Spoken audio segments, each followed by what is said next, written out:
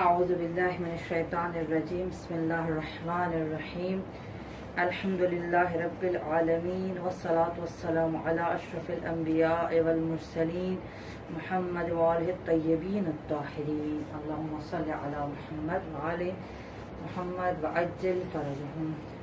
بعد از حمد و ثناء خداوند متعال اور درود و سلام محمد علیہ محمد علیہ السلام، خدا کے فضل و کرم سے ہم نے تکلیف کے بارے میں جو مختصر گفتگو تھی اس کو ختم کیا، اور آج ہم پڑھیں گے مطہرات کے بارے میں۔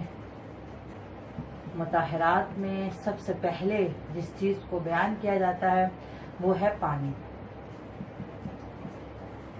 آج ہم پانی کے احکام کو بیان کریں گے کہ پانی جو ہے وہ کتنی قسم کا ہے اور اس کے کیا احکامات ہیں۔ پانی کی دو قسمیں ہیں، مطلق پانی اور مضاف پانی۔ مطلق پانی کیا ہے اور مضاف پانی کیا ہے؟ مطلق پانی وہ ہے کہ جسے نہ تو کسی چیز سے نکالا گیا ہو، نہ اس میں کوئی چیز ملائی گئی ہو، جو سادہ پانی ہوتا ہے جسے ہم پانی صرف پانی کہہ سکیں۔ یہ نہ کہیں تربوز کا پانی، مثلا خربوزے کا پانی، مٹی کا پانی، جوس کا پانی، گلاب کا پانی، نہیں، جس کو صرف پانی کہا جائے تو مطلق پانی کی تعریف میں آئے گا جو نہ تو کسی چیز سے نکالا گیا ہو اور نہ ہی اس میں کوئی چیز ملائی گئی ہو۔ نہ وہ کسی چیز سے نکالا گیا اور نہ اس میں کوئی چیز ملائی گئی ہو، جس کو صرف پانی کہا جائے، جو سادہ پانی ہوتا ہے، جس میں کہتے ہیں سادہ پانی۔ صحیح، وہ ہے مطلق پانی۔ اس میں صرف نہ ملا ہو، چینی نہ ملی ہو، پھل سے نہ نکالا گیا ہو، کوئی کسی کا جوس نہ ہو، تو اسے کہتے ہیں مطلق پانی۔ مضاف پانی کیا ہے؟ جو یا تو کسی چیز سے نکالا گیا ہو، جیسے گلاب کا پانی، ارک گلاب جسے کہتے ہیں، یا اس میں کوئی چیز ملا دی گئی، ملا دی گئی ہو، جیسے کہ تربوز کا پانی، گلاب کا پانی، جوس بنا لیتے ہیں، پانی لے کر اس میں چینی ملا کے جوس بنا دیا، مٹی مل جائے، سرف صابن والا پانی ہو گیا، یہ سارے پانی مضاف پانی۔ صحیح، تو پانی کی دو قسمیں، مطلق پانی جو نہ کسی چیز سے نکالا گیا نہ اس میں کوئی چیز ملائی گئی ہو، مضاف پانی جو کسی چیز سے نکالا گیا، اس میں کوئی چیز ملائی گئی ہے۔ اب ہمارا تعلق جس پانی سے ہے، جو احکام میں وضو، غسل، پاک کرنا ہے چیزوں کا، وہ سب مطلق پانی سے۔ مضاف پانی سے نہ وضو صحیح ہے، نہ غسل صحیح ہے، نہ ہی اس سے کوئی نجس چیز پاک ہوتی ہے۔ یعنی آپ ارک گلاب سے وضو کر لیں، ارک گلاب سے مثلا آپ غسل کریں، نہیں ہوگا، باطل ہے۔ تو ہمارا جو زیر بحث پانی ہے وہ مطلق پانی ہے، کیونکہ یہی وہ پانی ہے کہ جس سے وضو بھی صحیح ہے، غسل بھی صحیح ہے، اور نجس چیز کو پاک بھی کیا جا سکتا ہے۔ مضاف پانی سے نہ وضو صحیح ہے، نہ غسل صحیح ہے، نہ ہی اس کو پاک کیا جا سکتا ہے۔ تو اسی لیے اگر آپ مطلق اور مضاف پانی میں فرق کو بیان کریں کہ کیا فرق ہے، تو ایک یہ فرق ہوگا کہ کسی سے نکالا نہیں گیا، اس میں کوئی چیز ملائی نہیں گئی، یہ کسی چیز سے نکالا گیا، اس میں کوئی چیز ملائی گئی ہے۔ اور دوسرا اہم فرق اس میں یہ ہوگا کہ مطلق پانی وہ ہے کہ جس سے وضو اور غسل صحیح ہے اور نہ جس چیز کو پاک کیا جا سکتا ہے، اور مضاف پانی وہ ہے کہ جس سے نہ غسل صحیح ہے، نہ وضو صحیح ہے، اور نہ ہی کسی نہ جس چیز کو پاک کیا جا سکتا ہے۔ تو اگر ہم اس کو ایک بات یہی اس کی ہو جائے، تو دوسری بات ہم اس کی یہ لکھیں گے کہ مطلق پانی وہ ہے کہ جس سے وضو اور غسل صحیح ہے اور نجس چیز کو پاک کیا جا سکتا ہے۔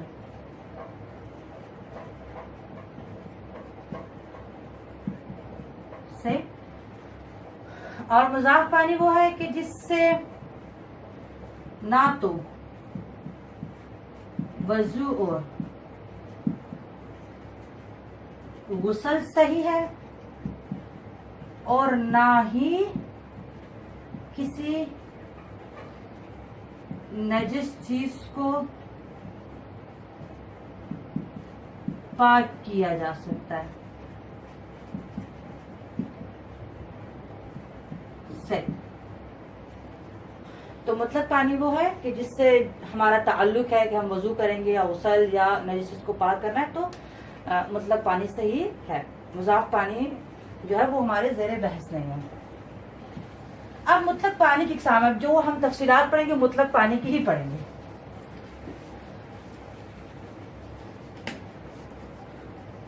सही। अब मुतलक पानी की इकसाम है, 5 इकसाम है। मतलब पानी की 5 इकसाम है।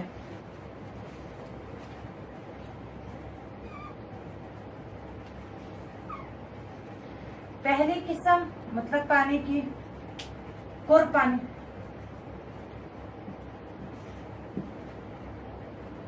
दूसरा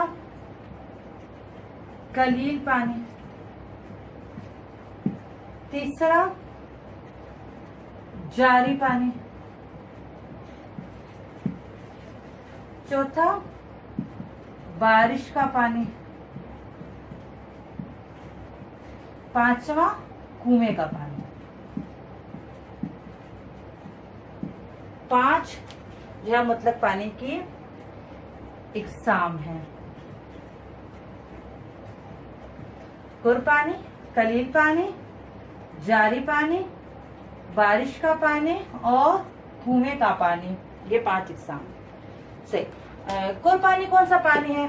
कुर पानी वो पानी होता है जो इतने ऐसे बर्तन या ऐसे होज में है कि जो 3.5 बालिश, जिसकी लंबाई, चौड़ाई और गहराई तकरीबन 3.5 बालिश, तो और उस होज या उस बहुत बड़ा सा टब है या बहुत ऐसी टैंकी सी है या कोई ऐसा बर्तन है जिसकी इतनी है, तो उसको कुर पानी कहते हैं। जिसको तकरीबन जो लीटर्स में अगर हम करें तो तकरीबन 384 लीटर, तकरीबन 384 384 लीटर्स, 384 लीटर जो हैं वो बनते हैं कुर पानी के। अगर यानी इतना 3.5 बालिश ऐसा कोई बर्तन जिसकी लंबाई, गहराई, चौड़ाई, तो उसमें तकरीबन 384 लीटर पानी आता है। उस पानी को कुर कहते हैं। उससे ऊपर भी जितना बड़ी टैंकी 1000 लीटर की है, 2000 लीटर की है, तो सब पानी कुर पानी कहलाएगा। तो कुर पानी जिसकी इतनी मिकदार हो उसे कुर पानी कहते हैं। इससे जो कम हो, मसलन 380 लीटर है, 200 लीटर है, 100 लीटर है, एक टब में है, एक जग में है, एक गिलास में है, वो कलील पानी होगा। यानी कलील पानी कौन सा है कि जो कुर पानी ना हो। कलील पानी वो है जो कुर पानी ना हो, कुर से कम हो, कुर पानी से कम हो।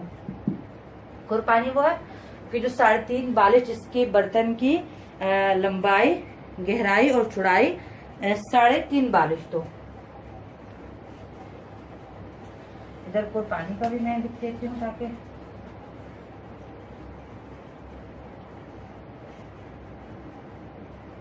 ऐसा पानी जिसके बर्तन की लंबाई, गहराई और चौड़ाई 3.5 बालिश हो, 3.5 बालिश हो, जो तकरीबन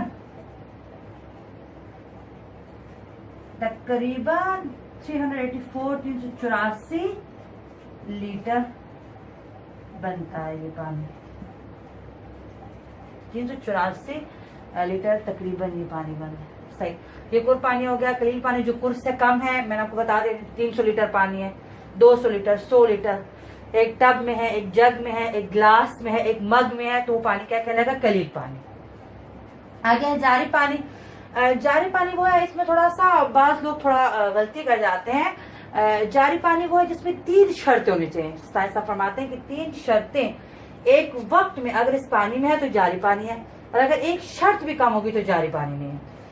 जारी पानी की एक तो ये शर्त है, यानी वो पानी है कि नंबर 1 ये पानी क्या हो, कुदरती इसका एक जखीरा हो, एक कुदरती जखीरे से मुत्तसिल हो, जैसे समंदर का पानी है। यानी असल में जारी पानी को तो समंदरों का, दरियाओं का, नहरों का पानी।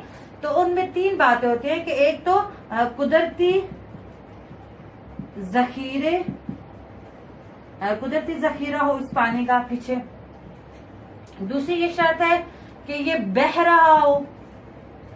अगर रुका हुआ है, मसलन जैसे कुदरती है, नीचे से फूट रहा है, नीचे जमीन के पास उसका है इत्तसाल, लेकिन वो बह नहीं रहा, रुका हुआ है, तो फिर वो जारी नहीं होगा। ये बह रहा होना चाहिए, ऐसे बहे नारा, यानी आगे जैसे नहरें और नदियां और दरिया और समंदर उसकी तरह बह रहा हो। और तीसरी शर्त यह है कि बहने में तसलसल हो, बहने में तसलसल हो। अब बात लोग कहते हैं कि जैसे कि हम मोटर चलाते हैं और लाल पंप जिस तरह की जो मोटर्स होती है जो नीचे से पानी खींचती है, तो क्या पानी वो जारी पानी है? नहीं, वो जारी पानी नहीं है, वो क्योंकि निकल तो रहा है लेकिन वो बह नहीं रहा, जैसे कि नदियां, जैसे कि नहरें बहती हैं, तो वो पानी जारी पानी नहीं कहलाता। हाँ, अगर वो पानी जैसे खेतों में ट्यूबवेल वगैरह से नहरें बना दी जाती हैं, वो अगर बन गया है कि ट्यूबवेल से पानी निकल के उनसे निकल रहा है, फिर वो आगे आगे बह रहा है, नहरें सी बन गई है, नदियां सी बन गई हैं, तो फिर वो जारी पानी है। लेकिन अगर वो एक जगह पर रुका हुआ है तो जारी पानी नहीं है। जारी पानी में 3 शर्तें होनी चाहिए कि कुदरती जखीरा भी हो, वो बह भी रहा हो और बहने में तसलसल भी हो। बस अगर पानी फूट रहा है लेकिन आगे बह नहीं रहा तो वो जारी पानी नहीं है। जारी पानी में ये 3 बातें होनी चाहिए। तो वाज़ेह हो गया कि कौन सा पानी होता है, यानी कि जो समंदरों का, दरियाओं का, नहरों का, ये वाला पानी, समंदरों, दरियाओं और जो नहरों का पानी होता है वो होता है जारी पानी। बारिश का पानी तो वाज़ेह कि जब बारिश बरसती है और जो पानी गिर रहा होता है उसे कहते हैं बारिश का पानी। और कुएं का पानी भी वाज़ेह कि जो एक कुआं होता है, कुआं खोदा जाता है, उसमें से जो पानी निकलता है उसे कुएं का पानी कहते हैं। लेकिन कुएं के पानी में भी शर्त यह है कि वो कुआं ही होना चाहिए, यानी कि जो कुएं की एक शक्ल है, कुआं होता है, उसमें से कुछ पानी निकलता है जिससे डोल से निकालते हैं, वही होना चाहिए। अगर कोई और हम जैसे जेर जमीन कोई टंकी बना देते हैं, कोई इस तरह बना देते हैं मतलब जिसमें पानी को जमा करते हैं, तो वो कुआं नहीं कहलाता। कुआं वही होता है जो कुआं होता है, जिसको हम कुआं, उर्फ में आम लोग जिसको कुआं कहते हैं, तो वो है कुएं का पानी। तो ये मतलब पानी की 5 इकसाम थी, कुर पानी, कलील पानी, जारी पानी, बारिश का पानी और कुएं का पानी। अब आगे हम पढ़ेंगे कि ये पानी कब, अगर नजासत गिर जाए तो कब नजिस हो जाते हैं और कब ये नजिस नहीं होते, और कैसे ये चीजों को पाक करते हैं और कितनी दफा हम चीजों पे डालें तो पाक हो जाएंगी। ये अब इंशाल्लाह कि हम इसकी वजाहत करेंगे।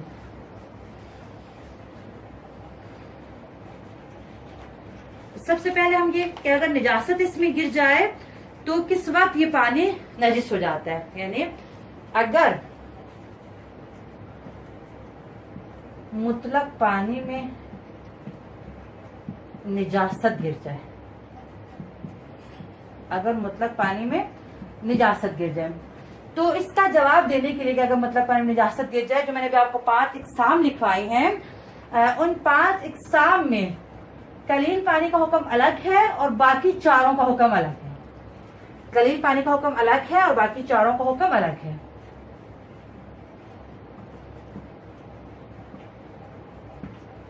सही? अगर कलील पानी है और अगर कुर या जारी या बारिश का या कुएं का पानी,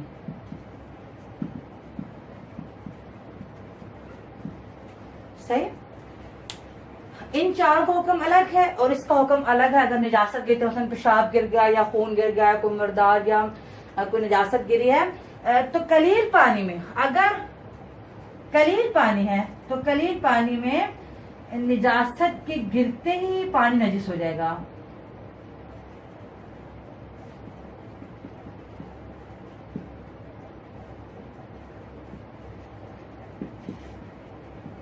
जैसे ही निजासत का एक कतरा गिरा, पानी सब नजिस। असल एक टब में पानी है, उसमें पेशाब का कतरा गिर गया, बच्चे ने पेशाब किया, छींट उसमें पड़ गई, पूरा टब का पानी नजिस हो गया क्योंकि वो कलील पानी। مثلا آپ کے ہاتھ سے خون نکل رہا تھا، آپ نے اس ہاتھ کو اس ٹب میں پانی لینے کے لیے، مگ لینے کے لیے آپ کا ہاتھ اس ٹب میں وہ آپ کا ڈپ ہو گیا، تو بس پورا پانی نجس ہو گیا. نجاست کے گرتے ہی، نجاست کے ملتے ہی قلیل پانی فوراً نجس ہو جاتا ہے. صحیح، جب نجس ہو جائے گا تو کسی چیز کو پاک بھی نہیں کرے گا. اور میں مزید وضاحت کروں گی، جیسے ہم بعض لوگ عام طور پہ لاپرواہی کر جاتے ہیں نجاست طہارت کے مسائل میں، اور جبکہ یہ مسائل بہت اہم ہیں.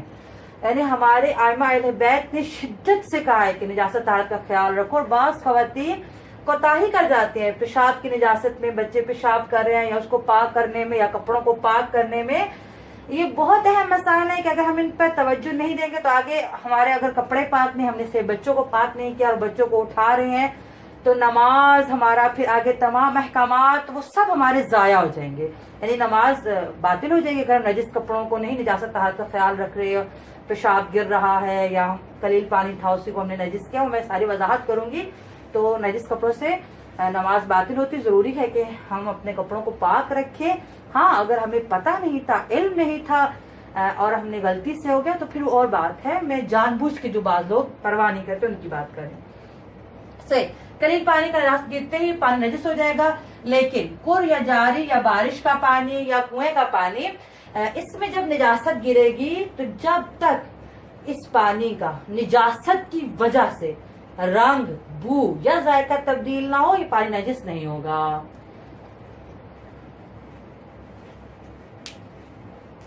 اگر نجاست کی وجہ سے رنگ یا بو یا ذائقہ تبدیل ہو جائے تو پانی نجس ہے، ورنہ نجس نہیں ہے. یعنی اگر تبدیل نہیں ہوا، تبدیلی نہیں آئی تو نجس نہیں. یعنی اگر بہت بڑا حوض ہے، بہت بڑا ایک تالاب ہے اور اس میں پیشاب کا قطرہ گرا ہے اور کوئی تبدیلی نہیں آئی تو پانی پاک ہے اور وہ نجاست کو بھی پاک کرے گا اور خود بھی وہ پاک ہے. تو پر یا جاری یا بارش کا پانی یا کنویں کا پانی، اس کا یہ ہوتا ہے کہ جب تک نجاست کی وجہ سے اس میں تبدیلی نہ آئے، اس کا کلر تبدیل نہ ہو یا اس کا بو بدل جائے یا اس میں نجاست کی وجہ سے ذائقہ تبدیل ہو جائے تو نجس ہوں گے، ورنہ نجس نہیں ہوں گے. اور ایک اور وضاحت کر دوں کہ نجاست کی وجہ سے اس کا رنگ بدلے. ایسا نہیں ہے کہ بعض اوقات ہم پانی کو بہت عرصے تک رکھے اور اس میں سے بو آنے لگے، اس کا ذائقہ تبدیل ہو جائے، اس کا رنگ تبدیل ہو جائے، تو کیا وہ پانی نجس ہے؟ نہیں، وہ نجس نہیں، کیونکہ اس میں کوئی نجاست ہی نہیں گری. نجاست کی وجہ سے اس کا رنگ نہیں بدلا ہے، نجاست کی وجہ سے اس کی بو نہیں بدلی ہے، نجاست کی وجہ سے اس کا ذائقہ تبدیل نہیں ہوا ہے. وہ تو ویسے ہی بہت عرصہ پڑے رہنے کی وجہ سے کسی اور سبب سے اس کا تبدیل ہوا ہے. تو اس میں اہم بات یہ ہے اس پانی میں تبدیلی کس کی وجہ سے آ رہی ہے؟ نجاست کی وجہ سے. نجاست کی وجہ سے اس کا رنگ یا بو یا ذائقہ تبدیل ہو جائے تو وہ نجس ہے، ورنہ نجس نہیں ہے. تو یہاں میں ایک اہم بات بتاتی چلوں، قلیل پانی سے اور پر پانی سے جب ہم پاک کرتے ہیں بچے کو یا کوئی بھی نجاست کو پاک کرتے ہیں، جیسے کہ میں نے آپ کو بتایا کہ قلیل پانی میں اگر ٹب میں پانی ہے اور میرا ہاتھ نجس ہے اور میں نے مگ اٹھانے کے لیے ٹب میں پانی جو ہے وہ ہاتھ کو اس طرح کیا، تو اگر میرا ہاتھ مگ کے ساتھ اندر گیا تو پانی پورا کیا ہو گیا؟ نجس ہو گیا. نجس ہو گیا کیونکہ قلیل پانی تھا، نجاست کے ملتے ہی نجس ہو گیا. لیکن اگر یہ بڑا حوض ہوتا، کھر پانی، جاری پانی ہوتا اور میں ہاتھ اندر ڈبوتی اور جب تک میرا ہاتھ اندر ڈبویا اور اگر اس کی وجہ سے کوئی تبدیلی نہیں آئی تو میرا ہاتھ بھی پاک ہو جائے گا اور وہ پانی بھی نجس نہیں ہوگا. تو اگر ہم بچے کو واش کروا رہے ہیں، مثلا اسے پیشاب کیا ہے، ہم مگ سے پانی لے رہے ہیں، ڈال رہے ہیں بچے کے اوپر، تو ہمیں دیکھنا ہے کہ اس کی چھینٹیں دوبارہ ٹب میں نہ گریں. اگر اس کی چھینٹیں جو ہم اس کو واش کرواتے ٹب میں گری تو ٹب کا پانی نجس ہو جائے گا. صحیح. لیکن اگر ہم پر یا جاری پانی سے بچے کو دھو رہے ہیں تو یہ بات یاد رکھیں، قلیل پانی کی چھینٹیں نجس ہوتی ہیں اور پر یا جاری اور بارش کے پانی کی چھینٹیں پاک ہوتی ہیں. تو اگر اس سے چھینٹیں ہمیں بچے کو بڑی ٹینکی کے پانی سے ہم بچے کو واش کروا رہے ہیں، چھینٹیں اٹھ رہی ہیں، ہمارے کپڑوں پہ گر رہی ہیں تو وہ چھینٹیں پاک ہیں، ہمارے کپڑے پاک ہیں. لیکن اگر ہم قلیل پانی سے ایک مگ سے یا ایک لوٹے سے ہم نے بچے کو طہارت کروائی اور وہ چھینٹیں اٹھ کے ہمارے کپڑوں پہ گری تو ہمارے کپڑے بھی نجس ہو جائیں گے، کیونکہ اس کی چھینٹیں نجس ہوتی ہیں. اور اگر وہی چھینٹیں اٹھ کر ٹب کے پانی میں گری تو ٹب کا پانی بھی نجس ہوگا کیونکہ وہ قلیل پانی ہے. لیکن اگر आप जारी पानी से कुल पानी से करें तो उनकी छींटे भी पाक हैं और जो है वो आपके कपड़े भी नजीस नहीं होंगे। तो इसमें अहम बात है कि बाज लोग इतना एहतमाम करते हैं इन चीजों का कि कोई ऐसा लिबास रखते हैं बच्चे को वॉश करने के लिए। मैंने एक खहार को देखा कि उन्होंने एक एप्रन रखा हुआ, जब बच्चे को वॉश करती थी वॉश बेसिन पे वो एप्रन पहनती थी, बच्चे को वॉश किया, छींटे तो एप्रन पे पड़ी, एप्रन उतारा साइड पे रखा और उनके कपड़े भी पाक और कोई मसला भी नहीं। तो हमें इन चीजों का ख्याल रखना चाहिए कि निजासत तहारत हमारे अपने खाने पीने में, हमारी नमाज रोजे में ये अहमियत रखती है और हमें इसको देखना है। तो इंशाल्लाह कि आज के लिए इतना दर्स काफी, और आगे इंशाल्लाह बताऊंगी मैं कि हम चीज को कितनी मर्तबा धोएं कलील पानी से और कितनी दफा धोएं पूरे जारी पानी से, और कितनी दफा धोने के बाद चीज पाक हो जाती है और उसका क्या हुक्म है इंशाल्लाह हम आगे बयान करेंगे। वल्हम्दुलिल्लाह रब्बिल आलमीन।